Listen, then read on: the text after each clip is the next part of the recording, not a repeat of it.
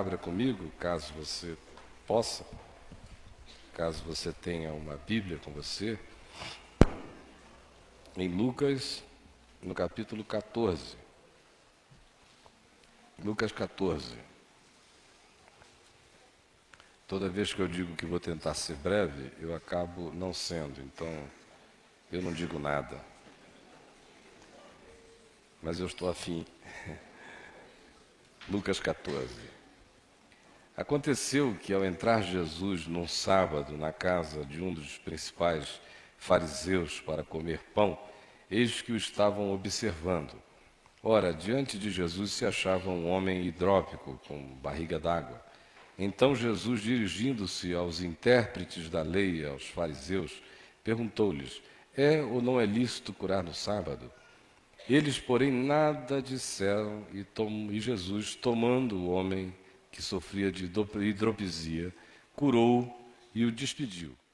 A seguir lhes perguntou: qual de vós, se o filho ou boi cair num poço, não o tirará logo, mesmo em dia de sábado, e ainda que a circunstância seja de um banquete, de uma ceia? A isto, nada puderam responder. Reparando Jesus em como os convidados escolhiam os primeiros lugares ao irem chegando à festa, ao banquete, à ceia, propôs-lhes uma parábola e o fez de maneira audível, à medida em que todos estavam fazendo aquele movimento de dizer: pega aquele lugar ali, senta lá, ali é melhor, vem, guardei para você, segura, entra aqui. E ele entra falando alto em meio a esse espírito de positioning, naquele lugar que deveria ser um encontro fraterno e que tinha se transformado num desfile de importâncias e de pseudo-significados e de aparências e de reputações e de status.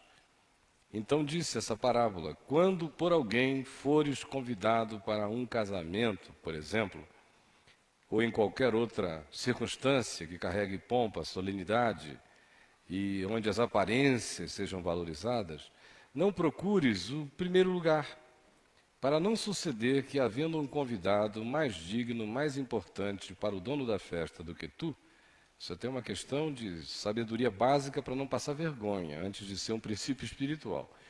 Vindo aquele que te convidou, que é o dono da festa, e convidou também ao outro, te diga: dá lugar a este, que para ele é mais significativo e importante, mais conveniente, que esteja mais exposto.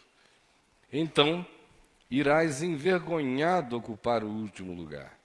Pelo contrário, quando fores convidado, vai tomar o último lugar, para que quando vier o que te convidou e passar os olhos no salão, te diga: ei, amigo, aí não, senta-te mais para frente. Então ser-te-á isto uma honra diante de todos os demais convivas. Obviamente que essa é uma questão de sabedoria básica e de modéstia na vida, e é também um princípio espiritual, pois ele conclui com o princípio: pois todo o que se exalta a si mesmo e que vive buscando esta finalidade, esta prioridade, será humilhado. E o que se humilha, na perspectiva de que não busca para si, por deliberação, lugares excelentes em razão da motivação, da vaidade, das imposições das aparências e dos status, ao contrário, deixa que o fluxo natural e simples das coisas aconteça. Ele já está no lugar, não precisa no lugar eleger-se despoticamente para as importâncias premeditadas e impostas. Portanto, seja isso no ambiente mais corriqueiro, ou seja isso no entendimento aplicado à existência e à sublimidade da consciência, saibas que o que se humilha será, paradoxalmente, exaltado. Quem é.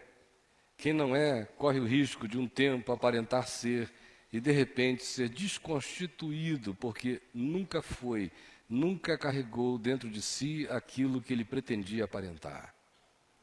Disse também Jesus agora ao dono da festa, ao que o havia convidado: quando deres um jantar ou uma ceia, não convides os teus amigos, nem os teus irmãos, nem os teus parentes, nem vizinhos ricos, para não suceder que eles, por sua vez, te convidem.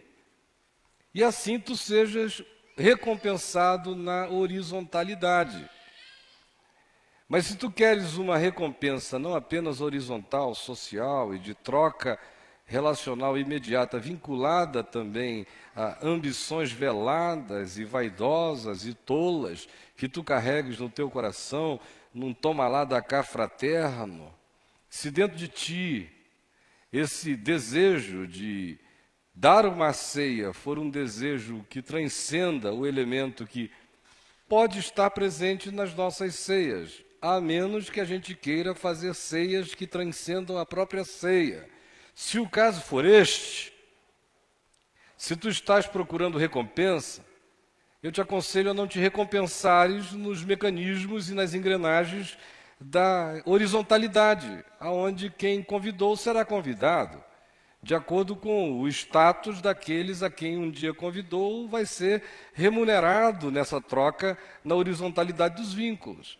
Mas se tu estás querendo, de fato, recompensa superior, diz Jesus, antes, ao dares um banquete, convida os pobres, os aleijados, os coxos e os cegos, e serás bem-aventurado, pelo fato de não terem eles com que te recompensar na horizontalidade das relações deste mundo.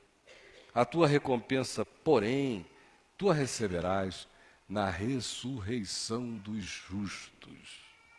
Ora, ouvindo tais palavras, um dos que estavam com ele à mesa, e não nos esquecemos que essa última fala ele dirigiu diretamente ao dono da festa. Já foi uma crise no checklist dos convidados todos. E ouvindo tais palavras, um dos que estavam com ele à mesa, disse-lhe, bem-aventurado aquele que comer pão no reino de Deus, Jesus. Jesus, porém, respondeu a esse que assim falou, olha, eu tenho uma notícia a te dar sobre a verdade visceral e contraditória ao que tu acabaste de expressar com tanta facilidade. E eu digo isso através de uma pequena história. Certo homem deu uma grande ceia e convidou a muitos para a sua ceia. À hora da ceia, enviou o seu servo para avisar aos convidados, dizendo, vinde, porque tudo está preparado, a ceia está pronta. Não obstante, todos a uma começaram a escusar-se, a pedir desculpas, a dizer, sinto muito. Disse o primeiro, puxa vida, comprei um campo, rapaz, e preciso ir vê-lo. Rogo-te que tu me tenhas por escusado, muito honrado com o convite, mas infelizmente não vai dar para aparecer. Outro disse, comprei 5 juntas de bois, ou abri uma agência de automóveis, os carros estão chegando, e preciso experimentar os bois, as juntas, ou preciso ver isso que eu acabei de adquirir para o meu novo negócio. Por isso eu peço que tu também me perdoes, leves o meu recado, mas que o patrocinador desta ceia, meu amigo, que assim me honrou, me tenha por escusado, porque não poderei aparecer. E outro disse, ih, rapaz, que azar desgraçado, porque acabei de me casar, meu irmão.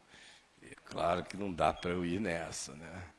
Então, vou nem pedir desculpas, porque casamento é casamento. Então, que o teu patrão me entenda, mas eu não vou largar e transformar minha lua de mel numa lua de fel. E agora eu tenho patroa, então, por favor, eu não posso ir. Voltando o servo, tudo contou ao seu senhor.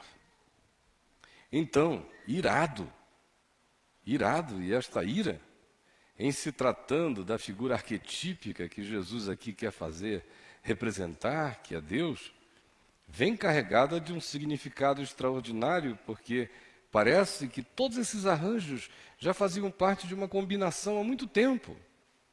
Daí a subteza dessa ira não ser um capricho, mas a ira de um desprezo, um menosprezo em relação a algo que já estava há muito combinado, determinado, tratado, acolhido e aceitado. Então, irado, o dono da casa disse ao seu servo: sai depressa pelas ruas e becos da cidade e traze para aqui os pobres, os aleijados, os cegos e os coxos.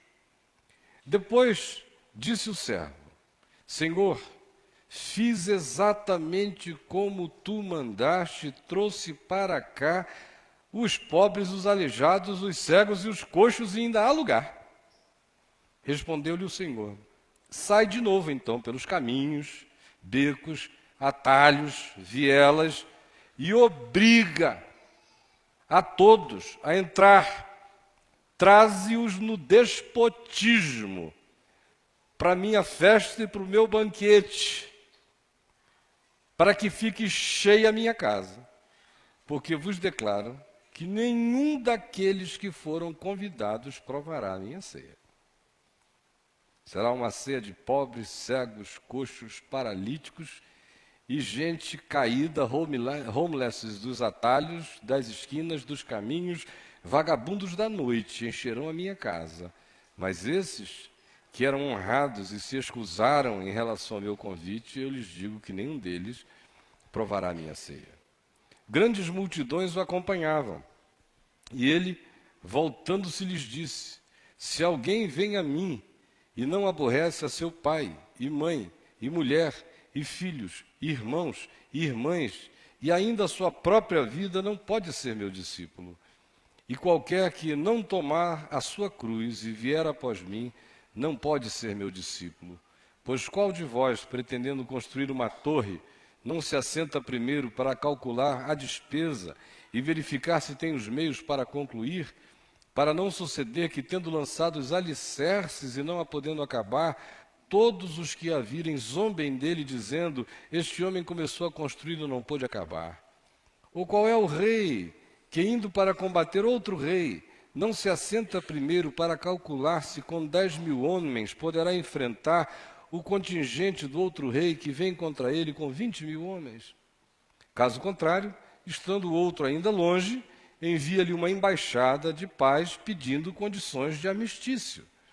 Assim, pois, todo aquele que dentre vós não renuncia a tudo quanto tem, não pode ser meu discípulo. E agora, gente boa, tentando aquela rapidez dificílima, eu quero apenas, para que a gente tenha os significados renovados deste ato de ceia do qual participaremos, afirmar a vocês de maneira simples, talvez umas 5 coisas. A primeira, não esquecendo nós de que Jesus está num ambiente de ceia, de banquete, de celebração humana, social, de encontro coletivo, fraterno.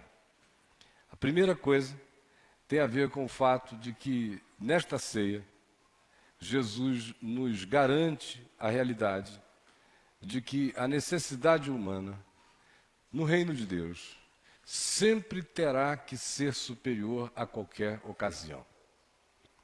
Nenhuma ocasião, nenhum tipo de solenidade, nenhum tipo de protocolo, nenhum tipo de predeterminação, nenhum tipo de criação ou de design de ocasiões pode ter o significado de impedir a realidade implacável da necessidade humana no reino de Deus.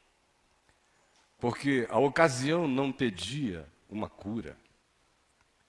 Era sábado, não era um dia que fizesse uma boa ocasião na mentalidade judaica e diante de tudo que de controvérsia Jesus já tinha tido em razão de curar no sábado.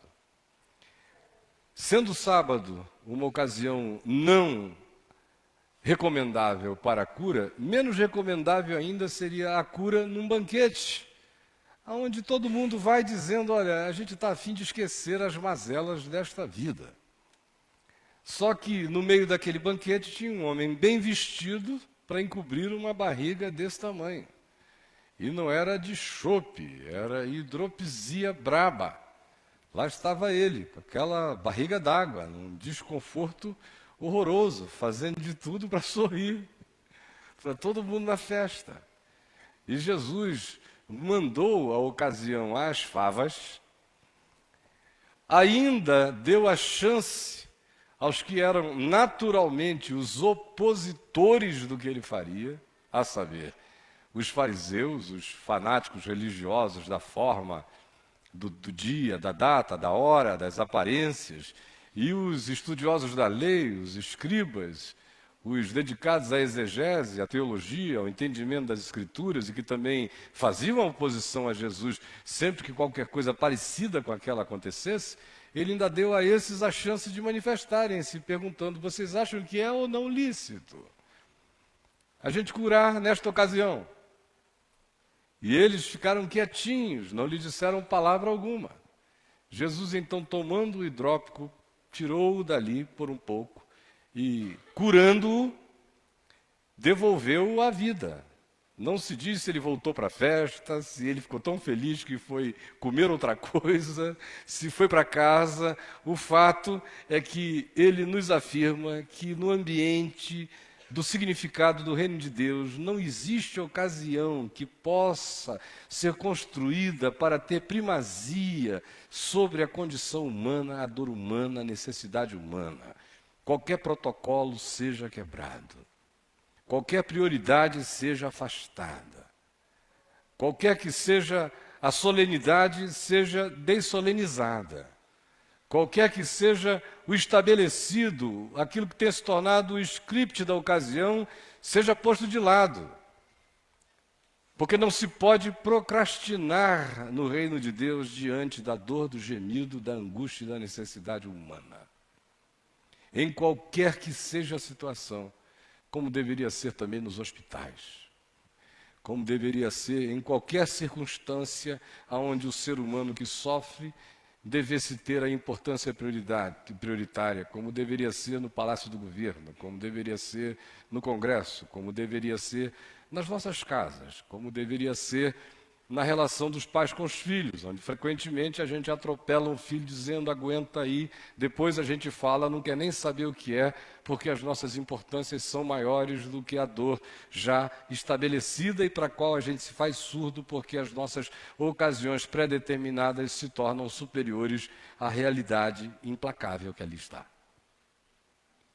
Quem quer que tenha algum entendimento do reino de Deus tem que internalizar a simplicidade desse princípio e praticá-lo de todo o coração. Toda ocasião já está relativizada diante de uma condição humana implacavelmente manifesta, inovidável, impossível de ser evitada na sua percepção, conforme João viria posteriormente a dizer: se tu passares e tu vires o teu irmão, em qualquer que seja o estado de necessidade, em tu vendo e em podendo, atende-o, porque do contrário, como poderá se dizer que em ti habita o amor de Deus? A segunda coisa que Jesus nos ensina com simplicidade infantil e esmagadora aqui, tem a ver com o fato de que no reino de Deus não existe o ambiente espiritual, nem de entendimento, nem de consciência, para que alguém, em dizendo que carrega a consciência do reino de Deus, esquecidos aqui os elementos de educação básica e pensando apenas no princípio do reino, que diz: todo aquele que se exalta será humilhado e todo aquele que se humilha será exaltado.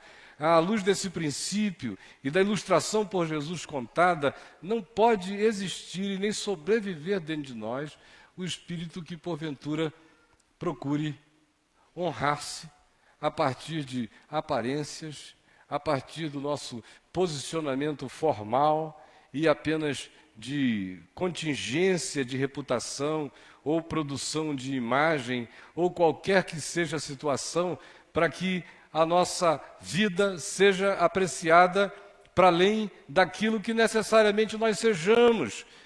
Porque o princípio do reino é simples. Quem é? mesmo quando se põe a serviço daquilo que supostamente ele não devesse servir, mas simplesmente porque ele está tão cheio da consciência grata de quem ele é, que o coração dele se põe exatamente na direção de servir, de se humilhar, que por assim fazer, estranha e paradoxalmente, por meios, forças, circunstâncias invisíveis, conjunções inescapáveis aos nossos sentidos, mas reais diante de Deus, ele, todavia, será exaltado. E aquele que trabalhe porventura, com todo empenho, todo esforço, para aparentar, para exibir, para performatizar, para carregar a penagem e tudo aquilo que possa significar a fantasia da reputação, e se esforce imensamente por ser visto como aquilo que ele não é, posicionando-se de maneira a evidenciar-se e a aparecer por causa da tirania, do despotismo, da vaidade que o controle, e assim faça. Jesus disse inapelavelmente: este será humilhado. E quem quer que deseje ser gente do reino de Deus, internalize esse princípio no todo da vida. Porque, do contrário, a existência ensinará a você que isto é verdade, um dia ou outro, ou muitos dias, ou muitas vezes. E se você não aprender pela admoestação da palavra, você terá que aprender pelo esmagamento da existência. E há alguns que são tão recalcitrantes que nem diante da implacabilidade da existência eles entendem o princípio, de modo que vão se esmagando enquanto existem. O terceiro princípio que Jesus nos ensina aqui tem a ver com fazer da vida, quando se tem a consciência do reino de Deus, um acontecimento que seja carregado de galardão, e não apenas de troca e de recompensa horizontal. É claro que todos nós, o próprio Jesus, viveu inúmeras circunstâncias da alegria, da horizontalidade dos vínculos fraternos. Come na casa de amigos, aceita convites, aproveita, conversa, bebe. É chamado até por aqueles que o viam mal e com um coração predisposto à interpretação maligna, de amigo de pecadores, bebedor de vinho e coisa do tipo, comelão, glutão. O que nos deixa perceber a frequência dele nesses ambientes simples da fraternidade. No caso dele, havia em cada um daqueles encontros a vontade natural e impossível de nele encontrar qualquer perspectiva de dissociação, de exalar o reino de Deus, porque Jesus é o reino é Jesus, assim como Jesus é o Evangelho, e o Evangelho é Jesus, assim como Deus estava em Cristo. E Cristo está em Deus, aonde quer que ele fosse, tudo isso estava absoluta e intrinsecamente, indissociavelmente compartilhado. Mas no nosso caso, que somos tão distraídos, que somos psicologicamente gente que se departamentaliza tanto, que sofremos tanto a tentação de fazer a hora e a ocasião com finalidades, às vezes, extremamente carregadas de barganha e de segundas intenções. Jesus disse: o natural de um encontro fraterno é que ele aconteça por acontecer. Mas muita gente, quando promove encontros e ocasiões fraternas, sociais e horizontais, o faz na perspectiva da troca, da barganha, da recompensa. Tudo é business. E aí eles convidam os mais interessantes, os promoters naturais, que em saindo dali possam divulgar a roupa dele, a casa dele, o negócio dele, os interesses dele, ou fazê-lo figurar numa lista dos top 10, seja lá o que for. Ou convida os ricos, que podem fazer negócio com ele, ou podem chamá-lo posteriormente para iniciar um relacionamento que, quem sabe, pode ser aventuroso, pode gerar alguma coisa. Ou convidam personalidades importantes, que os honrem pelo simples fato de virem E que se um dia os convidarem de volta para pertencerem à confraria dos que frequentam os seus ambientes, eles próprios já serão catapultados para um nível maior de importância e de percepção. E Jesus disse: se a motivação for essa, a sua recompensa será receber o que você está semeando. Você está procurando reputação, colherá reputação. Está buscando imagem, colherá imagem. Está buscando importância, colherá importâncias. É natural, é normal e é saudável quando esses encontros acontecem entre amigos ou pessoas que a gente traga com ternura no coração, mas sem que se alimente nenhum tipo de segunda intenção, troca ou perspectiva de negociação futura e nem de afirmação nossa, por qualquer que seja a presença no nosso meio. Mas nós todos sabemos como funciona muitas vezes o nosso coração, como a gente se trai. E Jesus disse, é nessa ambição das trocas de remuneração social e de importância, de imagem, de significado, que a gente perde o galardão. Porque a gente se torna de uma mesquinharia tão absoluta que o que sobra para nós é a mera troca das vaidades que no fim não significam absolutamente nada além de correr atrás do vento. Mas se tu quiseres transformar o teu poder de adquirir, de comprar comida, de adquirir bebida, de usar o teu ambiente para alegrar pessoas, se tu quiseres pegar e fazer um bom negócio com o que tu tens, com o que tu podes, com o que tu possuis, ao invés de tu convidares, por exemplo, para uma ocasião que supostamente carregaria um significado especial e traria para ti a possibilidade de relacionamentos futuros, eu te ensino o caminho do relacionamento eterno e não da recompensa passageira, e sim do galardão perene.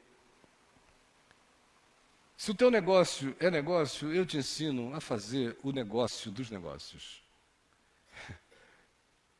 Usa o teu dinheiro, a tua festa, a tua casa, o teu salão, o teu banquete, a tua grana, o teu bom gosto, o teu charme, e convida para a tua festa, porque tu tens e podes oferecer os que não têm nada, os pobres, os que vão também entrar lá sendo guiados pela mão, os seres do vexame, que precisam de condutores, senão vão sentar e tropeçar na cadeira, não vão nem achar o banco.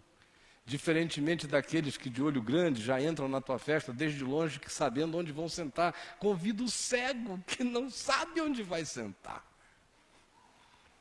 Convida o coxo que precisa ser levado até algum canto e posto num lugar de primazia, do contrário ele nem entra bem no assento.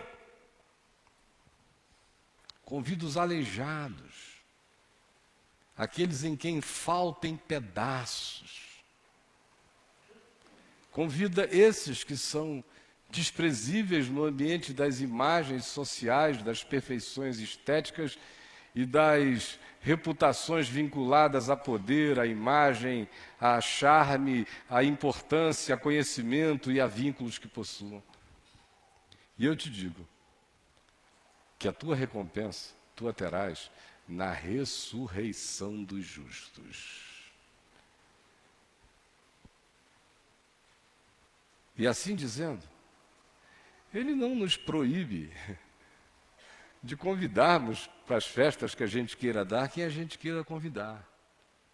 Mas ele nos recomenda intensamente que em qualquer que seja a ocasião, a gente não se vicie na perspectiva de convidar para o encontro humano aqueles que para nós se tornam objeto de negociação e de possibilidade de recompensa.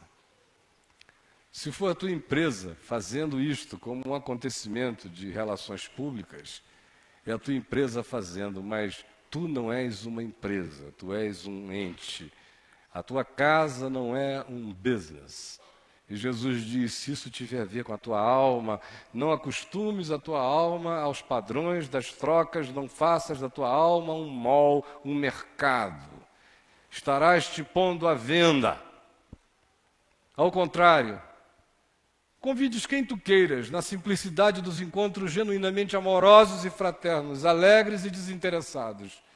E quando tu tiveres o desejo de fazeres alguma coisa que te seja recompensadora, podendo fazer com amor, porque sem amor nada aproveitará, mas sendo com amor, com a consciência do amor, faze ceia para os desamorados, para os rejeitados, e usa o que tu tens para que com amor tu tragas alegria ao coração daqueles que vivem em tristeza crônica e em desprezo crônicos, aos cegos que não são vistos, aos coxos que não só tropegamente andam, mas em cuja direção ninguém caminha, aos aleijados que existem na condição de que neles lhe falta algo e, sobretudo, falta o interesse de qualquer um outro por eles. Convida esse tipo de condição humana para as tuas proximidades e usa o teu recurso com amor para atender à demanda da tristeza dessas pessoas que pode viver a experiência de um momento do reino, de uma alegria do reino, que neles internure memórias de um significado inapagável. Para quem isto não será apenas uma ocasião, mas ao contrário pode se tornar numa memória eterna. Convida esses e faze-o com amor. E a tua recompensa tu a terás na ressurreição dos justos. É isso mesmo que ele está dizendo. Qualquer tentativa de sofisticar a interpretação é tentativa de não ficar cara a cara com a realidade chocante do que Jesus está, com simplicidade infantil, anunciando a cada um de nós. O outro princípio, a outra lição que ele nos apresenta aqui, tem a ver com o fato de que no reino de Deus não há lugar para logorreia do louvor. Não há lugar para essa expressão fácil e logorreica de adorações inconsequentes e de declarações desvinculadas do significado visceral da vida e da existência. Porque quando ele acabou de dizer essas coisas, uma figura que estava sentada com ele à mesa se levantou. Olha essa figura. Imaginem só. Levanta-se, se diferencia dos outros. Ele concorda em gênero, número e grau com Jesus com a boca. Diz: bem-aventurado é aquele que comer pão no reino de Deus contigo, Jesus. E me desculpem a expressão, mas neste dia, particularmente, Jesus estava com a cachorra. Porque ele chegou, disse: deixa eu te contar uma história. Quase que dizendo: deixa eu contar a tua história. A tua. A desse pessoal logorreico. Esse pessoal que diz aleluia para tudo. Esse pessoal que diz estou lá. A esses milhões de filhos amém, filhos sim, filhos de todo acordo. Glória a Deus. Esse pessoal que concorda com tudo.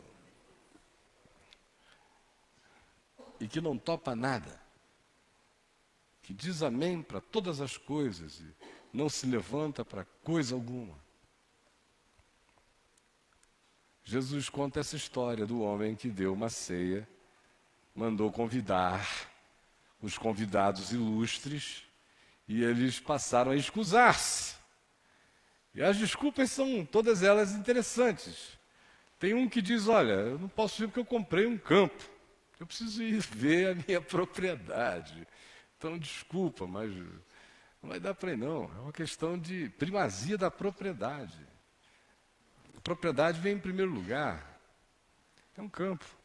Eu tinha tomado o compromisso. O problema é a propriedade. Propriedade privada é uma coisa santa. Propriedade privada é um bem sagrado. A propriedade privada é uma bênção divina. Então eu não vou poder. Eu comprei. Aleluia. Diz para ele, inclusive, ficar alegre por mim, porque eu comprei um campo. Não vou poder ir a essas bodas que carregavam um significado combinadamente, de modo anterior, absolutamente importante para aquele que convidara e que tinha recebido o assentimento de cada um dos convidados. Mas a propriedade privada vem na frente, o campo vem na frente. Outro disse, é um negócio, rapaz. Eu comprei umas juntas de boi, ou eu comprei algo que vai me possibilitar um remanejamento de capital. Eu vou poder iniciar um novo negócio, eu estou agregando valor ao meu negócio, de modo que eu não vou poder ir. De modo nenhum, não está, agora não é a hora, eu amo tudo isso, gosto dele, tudo maravilhoso, mas não está dando. As circunstâncias não me permitem dar prioridade a esse convite. As contingências. Isso não vai ser para sempre, mas no momento, contingencialmente, eu vou ter que pedir desculpas, mas esse negócio do reino de Deus vai ter que esperar um pouco, porque eu estou tomado pelas contingências que, para mim, são mais importantes no momento do que qualquer outra coisa, embora eu entenda. E me escuso imensamente, mas não dá, a vida é curta. Eu tenho que aproveitar a hora. Aí vem aqui um outro e diz, cara, ela é gostosa demais. Eu casei, bicho. A mulher está lá, rapaz. E não vai dar para eu ir. Pelo amor de Deus, até Deus entende que nessa não vai dar para eu ir. Porque mulher é mulher, homem é homem. Afetos são afetos. Eu não vou poder ir. Isso vem antes. Agora não dá. Sinto muito. Azar foi dele. Eu fiquei solteiro tantos anos e a festa não rolou. Agora não está dando para eu ir. São todos exemplos absolutamente comuns. Mas se diz que isso gera uma ira. E no contexto de tudo que Jesus fala sobre esse que ele constrói como o Pai, como Deus, como o Senhor, como o Rei, e que carrega sempre um senso de justiça, no mínimo, quando ele não está tomado de amores, ele está tomado de justiça. Para que a conclusão é que ele ficou irado, é porque isso tinha um significado carregado de descaso enorme.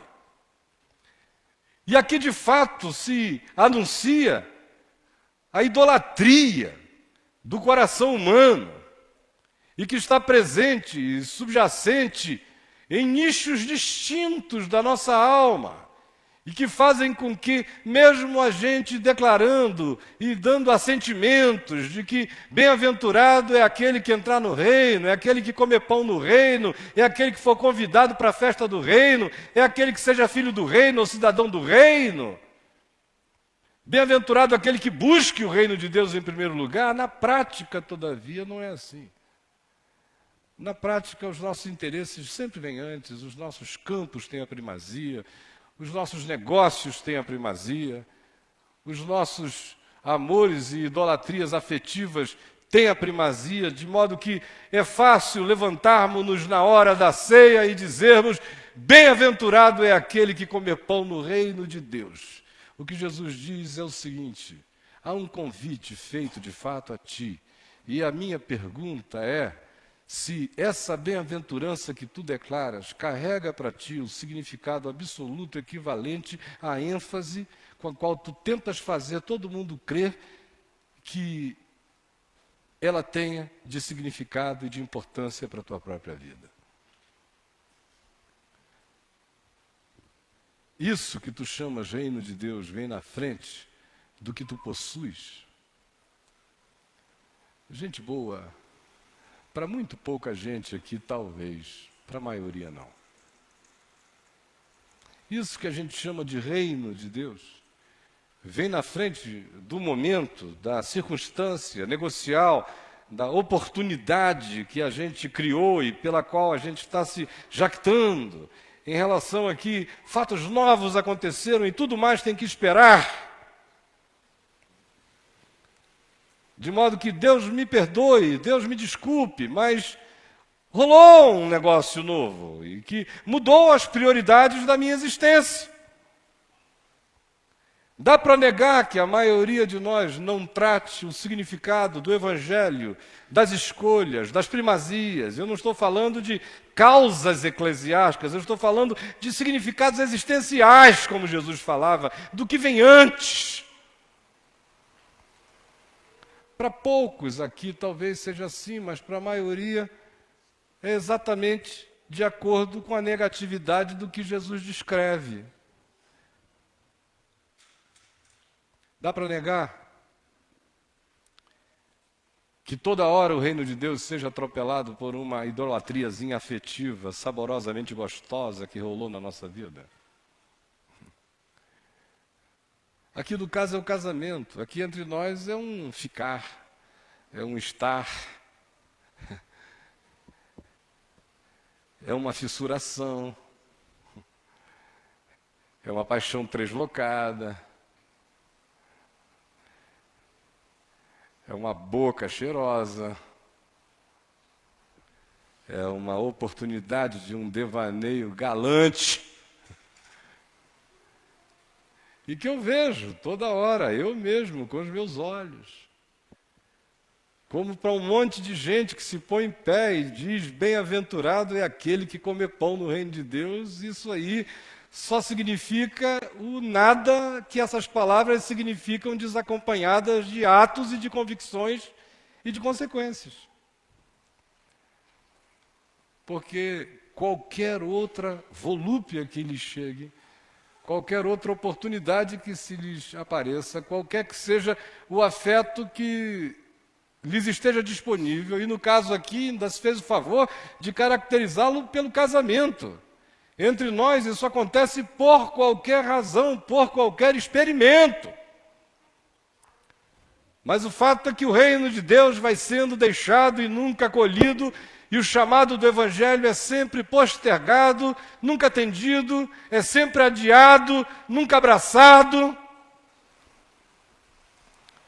E o que Jesus diz, olha, chega a hora em que alguma coisa na dimensão espiritual fica determinada.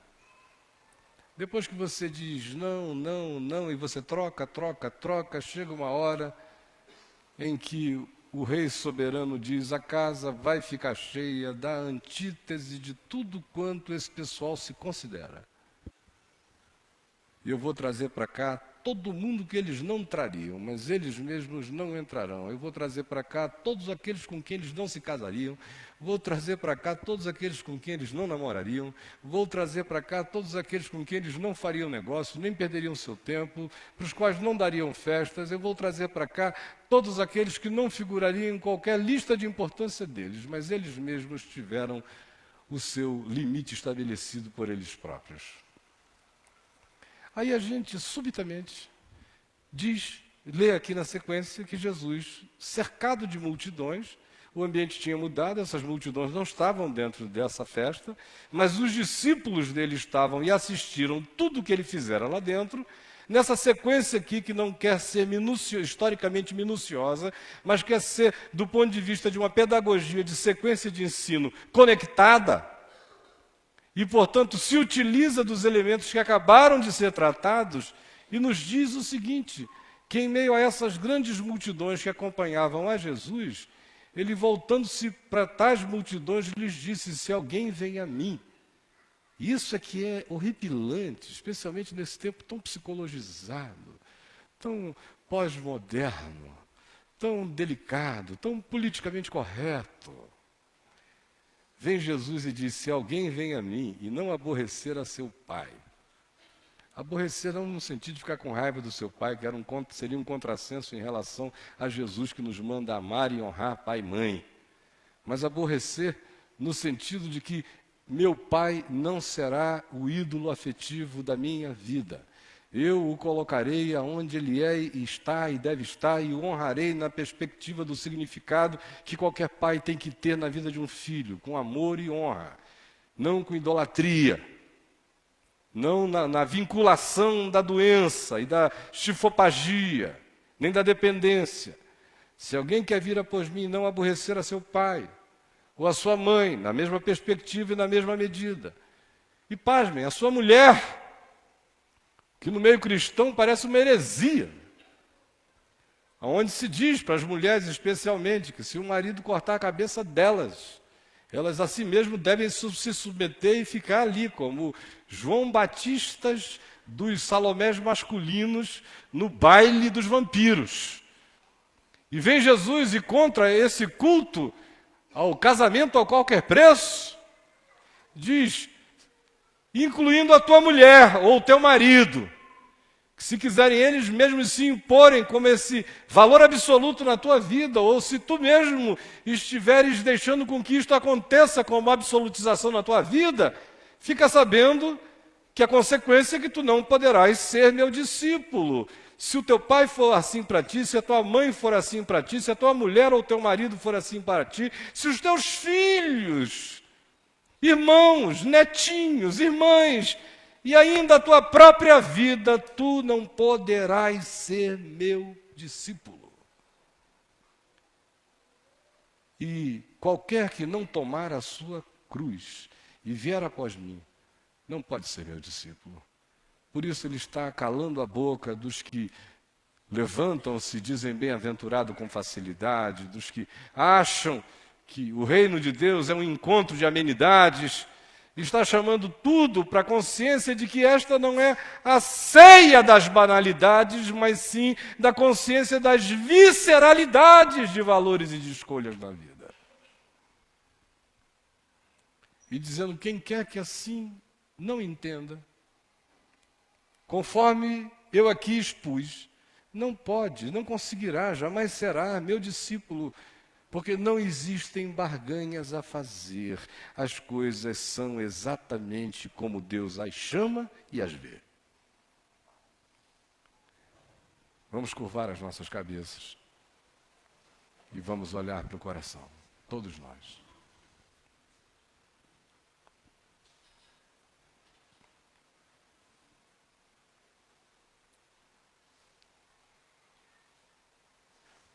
Eu quero chamar aqui à frente o Charleston, a Daisy, o Valdir, a Maria Auxiliadora, o Felipe e a Aline, o Heber, a Débora, o Adão e a Négia. E enquanto esses irmãos distribuem o pão e o vinho, nós ficaremos atentos o suficientes apenas para recolher o pão e o cálice e absortos no que nós ouvimos e considerando no que foi dito da maneira mais concentrada possível para que nada se desperdice nas nossas distrações. Porque esta é a ceia do Senhor, não é o banquete dos fariseus. E aqui a ocasião não tem primazia sobre a condição humana. O próprio momento dessa solenidade não carrega nem um pouco o significado que seja para ser comparado com o que significa você, sua dor, sua necessidade, sua carência e sua dor silenciosa. A ceia é menos sacramental diante de Jesus do que o sacramento do seu ser. O que é verdadeiramente santo diante de Deus é o que você traga sincera e visceralmente como condição humana para este lugar. E sobre tal condição a graça de Deus vai se aplicar, se você o desejar. Está se aplicando agora pela fé, meramente pela palavra, em nome de Jesus. Do mesmo modo, esta é a ceia do Senhor. É aqui o lugar onde a gente olha para o coração e a gente busca ficar curado das nossas vaidades, das nossas falsas importâncias, da corrupção dos significados e dos valores na nossa mente, onde a gente, de fato, renova a consciência de que nós não estamos neste mundo para nos tornarmos oportunistas da hora, mas para, encontrando as oportunidades de servir, não perdermos nenhuma delas. E o mais Deus fará, Ele promete e faz. Ele promete e faz. Não busque se exaltar, seja e fique no seu canto. fazendo o que lhe é comum, peculiar, expressando o seu dom, seu ser. E é impossível que quem você seja não venha a ser exaltado por Deus, não por você mesmo. E a promessa da verdade do Evangelho é que aquele que se humilha perante a poderosa mão de Deus, não num exercício de autoflagelação, mas num exercício de amor que serve ao próximo, à vida, esse o Senhor exaltará, inegavelmente exaltará. Mas todo aquele que busca para si tal honra diante dos homens e para si mesmo, esse mesmo se verá esvaziado e desconstituído diante de Deus e logo, logo flagrado também diante de homens. E nada lhe aproveitará. Assim como esta é também a ceia do Senhor, e por isto é uma hora para nós vermos se a nossa alma entrou em estados de negociação com a vida. Se a gente tem hoje uma agenda oculta em tudo que fazemos, se as nossas ocasiões são sempre preconcebidas, pré-determinadas e visando outras finalidades, se o encontro humano morreu e o que existe é apenas o significado que está oculto na nossa mente conforme interesses estranhos, não carregados de amor e sem a transparência do que a gente mostre ser.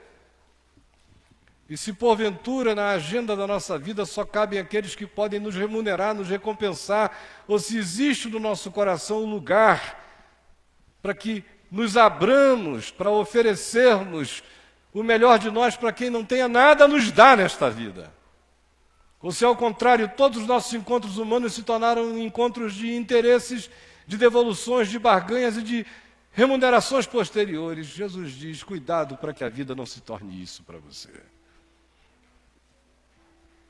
E também, sendo esta a ceia do Senhor, não é a ceia da verborragia, do falar inconsequente, dos credos sem compromisso, das confissões sem encarnação.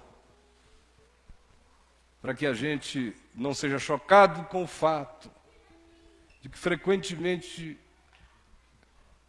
se pode dizer de nós o que Isaías, em nome de Deus, disse do povo que o ouvia. Este povo carrega o meu nome nos seus lábios, mas o seu coração está longe de mim. Porque diante de qualquer que seja a circunstância que nos apareça, a gente deixa para depois tudo quanto a gente dizia que era absoluto para nós. E assim, por qualquer campo, por qualquer negócio, por qualquer afeto, por qualquer ocasião, sabendo que não existe tal campo, nem tal negócio, nem tal afeto que em si carregue o poder de relativizar o reino absoluto de Deus para nós, a tal ponto de que Jesus vem a dizer, concluindo tudo, se vocês quiserem ser meus discípulos, saibam, na hora do convite, o pai tem que esperar, a mãe tem que esperar, a mulher tem que esperar, o marido tem que esperar, os filhos têm que esperar, as filhas, os irmãos, as irmãs, os amigos e até vocês mesmos têm que ficar para trás. Se isto que vocês dizem que é reino de Deus for reino de Deus, assim tem que ser, do contrário não será.